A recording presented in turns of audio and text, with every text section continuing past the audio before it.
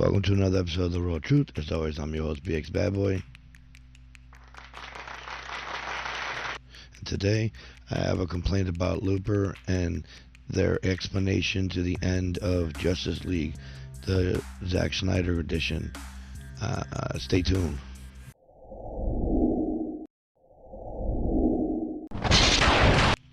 As I said, this is the Zack Snyder's explanation done by Looper, and I'm upset because Looper's pretty good with their shit, almost to the point I can call them very dependable. I watched them, my son watches them, and this was very disappointing because this was not an explanation. This was a narration. An explanation is something that we need to understand that we don't. If you're telling me the movie explains itself, then it's not an explanation you're giving, it's a narration. But I'm going to play the clip and you tell me. It's going to be an audio clip because the video didn't work, it froze everything. So, here it is. The first live-action Justice League was always going to feature lots of plot development to properly establish a team-up between DC Comics legends. But with its 4-hour runtime, Zack Snyder's Justice League is jam-packed with world-building heading into its final act. Isn't that right, Batman? Here's the ending of the Snyder Cut explained. Zack Snyder's Justice League is not short on story. The film establishes the individual worlds of newbie superheroes like Cyborg, Aquaman, and The Flash, while also You be the judge so far. Is he explaining or narrating? Now let me be clear. If you've seen this movie, it's narration. If you haven't seen this movie, it's called spoiler, not explanation. An explanation is to understand the unknown. As he states, it's known and explained in the movie. So then what are you doing? Narration. I'll continue, and you be the judge.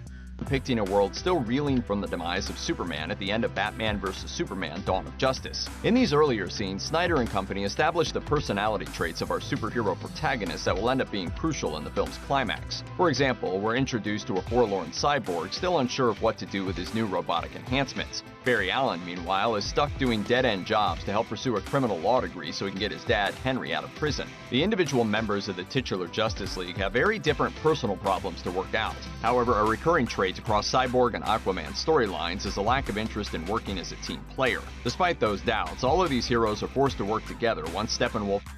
Now, so far, all I hear is narration, no explanation. All the stuff he's stating is stated in the movie. He states it's in the movie. I've seen the movie. It's explained by the movie.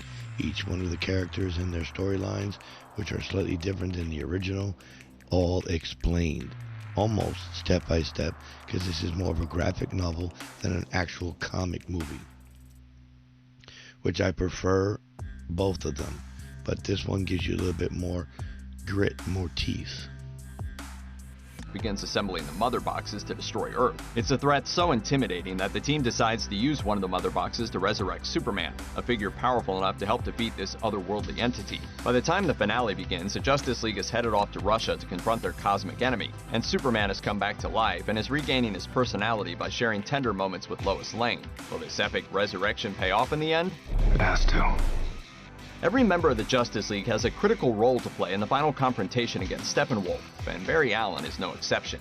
In order for Cyborg to access the trio of mother boxes, he'll require a shock of electricity that can only be generated by the Flash. I think that's enough of the spoiler for those who haven't seen this movie. And I'm sorry I didn't let you begin with the spoilers because not everyone has HBO Max and can see it. Anyway, everything he's done thus far is explained that there's an explanation given by the movie about the movie. Now, I've seen it, like I stated. Each one of the characters, their entire story is depicted, not like a quick burst.